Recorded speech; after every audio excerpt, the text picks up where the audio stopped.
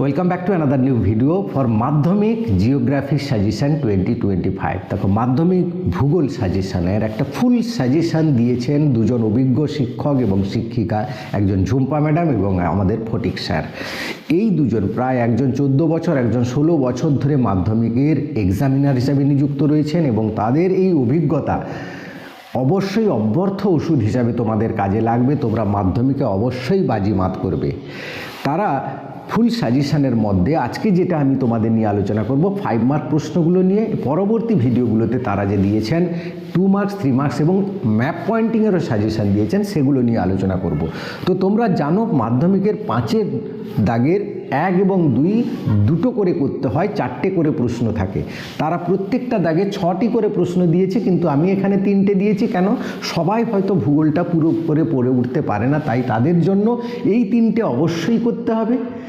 এবং যারা 100-তে 100 পেতে চাও তাদের জন্য বাকি 3টে প্রশ্ন, এই 3টে প্রশ্ন বলার পর আমি তোমাদের বলবো। ঠিক আছে? তো ভিডিওটা সম্পূর্ণ দেখো, ভালো লাগলে লাইক করে বন্ধুদের শেয়ার করে দিও। চ্যানেলে নতুন হলে চ্যানেলটা সাবস্ক্রাইব করে নিও। দেখো, 5-এর দাগের 1-এর 4টে প্রশ্ন থাকবে, 2টো তোমাকে করতে হবে। এই দুটোর মধ্যে তারা 6টা প্রশ্ন দিয়েছে, আমি এখানে 3টে দিয়েছি। কি কি দিয়েছি দেখো না, হিমবাহ ক্ষয়কার্য ফলে 3টি ভূমিরূপ, একটা হচ্ছে ক্ষয়কার্য, আর একটা আছে হিমবাহের সঞ্চয়জাত কার্যের ফলে 3টি ভূমিরূপ বর্ণনা করো। তারা বলেছেন এই রকম প্রশ্নে ছবি কিন্তু মাস্ট, ছবি তোমাকে দিতে হবে। এখানে ছবি আঁকতে বলা নেই, কিন্তু তোমার 3টি ভূমিরূপের ছবি সহ তুমি যদি করো তাহলে তুমি 5-এ 5 পেয়ে যাবে। তো যারা 100-তে 100 পেতে চাও, ছবি সহ একটু প্র্যাকটিস করবে, ভালো করে করবে। এটা একটা অভ্যর্থক ওষুধ হিসাবে কাজ করবে, 100% পড়বে। এবার দেখো, নদী থেকে নদীর বহন কার্যের ফলে বহন কার্যের 3টি প্রক্রিয়া, যেহেতু নদীর সঞ্চয় কার্য পড়ে গেছে, বহন কার্যের 3টি প্রক্রিয়া বা নদীর মধ্যবর্তী সঞ্চয় কার্যের 3টি ভূমিরূপ লিখবে। এখানে চিত্র আঁকতে নেই, কিন্তু এখানে চিত্র আঁকতে বলা নেই, কিন্তু তোমাকে চিত্র, এখানে ভূমিরূপের চিত্র এঁকে তোমাকে বর্ণনা করতে হবে, তবে তুমি 5-এ 5 পাবে। 3 নাম্বার দেখো, চিত্রসহ পরিচলন বৃষ্টিপাত ও শৈলাক্ষেপ বৃষ্টিপাত প্রক্রিয়া বর্ণনা করো। এখানে চিত্র আঁকতে বলা হয়েছে, বড় বড় চিত্র আঁকবে। এগুলো ছোট চিত্র আঁকলে হবে, এটা বড় বড় চিত্র আঁকবে। এবং পরিচলন ও শৈলাক্ষেপ বললাম, এটা একটাও পড়তে পারে 3 নাম্বার 5 নাম্বারের প্রশ্ন, শুধু শৈলাক্ষেপও পড়তে পারে বা শুধু পরিচলনও পড়তে পারে বা দুটো মিলিয়েও পড়তে পারে।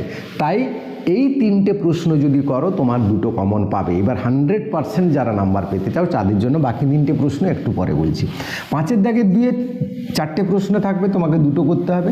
এখানে প্রথম প্রশ্ন দেখো, ভারতের গম, চা, কফি এই 3টে করবে। অনুকূল পরিবেশ বা অনুকূল প্রাকৃতিক পরিবেশগুলো খুবই সহজ, 1বার 2বার পড়লে আরামসে হয়ে যাবে। তো এই 3টে করলে একটা তোমার 100% পড়বে। এবার 2-এর দাগে দেখো, পূর্ব ও মধ্য ভারতের লৌহ ইস্পাত শিল্পের বিকাশের কারণগুলি বর্ণনা করো। মোটামুটি লৌহ ইস্পাত শিল্প বা ভারী শিল্পের বিকাশের কারণগুলি একই থাকে সবগুলোতে, তো সেই কমন জিনিসগুলো 1বার 2বার পড়লে কিন্তু হয়ে যাবে। খুব সহজ প্রশ্ন, এটা ভালো করে করবে। এবং পশ্চিম ভারতে পেট্রো রসায়ন শিল্পের অধিক উন্নতির কারণ, যে পশ্চিম ভারতে পেট্রো রসায়ন শিল্প কেন গড়ে উঠছে বেশি করে, তার কারণগুলো 5টি কারণ তোমাকে ভালো করে করতে হবে। হেডিং দিয়ে সুন্দর করে তুমি যদি লিখে দাও, 5-এ তুমি 5 পাবে। এই 6টা প্রশ্ন করলে তুমি 2টো বিভাগে কিন্তু পুরো কিন্তু একটা কমন পেয়ে যাওয়ার সম্ভাবনা রয়েছে তোমার। তো বাকি প্রশ্নগুলো চলে এবার আমরা দেখে নিই। 5-এর 1 থেকে তুমি এই 3টে প্রশ্নের সঙ্গে করবে জোয়ার ভাটার সৃষ্টির কারণ বা জোয়ার ভাটার ফলে যে প্রভাব হয় সেটা। তারপরে আরেকটা করবে সমুদ্র স্রোত সৃষ্টির কারণগুলি আলোচনা করো। আরেকটা উষ্ণতা তারতম্যের প্রধান কারণগুলি। এটা 5-এর দাগের 1-এর এই 6টা প্রশ্ন এখানে দেওয়া হলো, যেগুলো বাকি 3টে আগে দিয়েছি। এই 3টে প্রশ্ন দিলাম, এই 3টে করলে 100% কমন পাবে।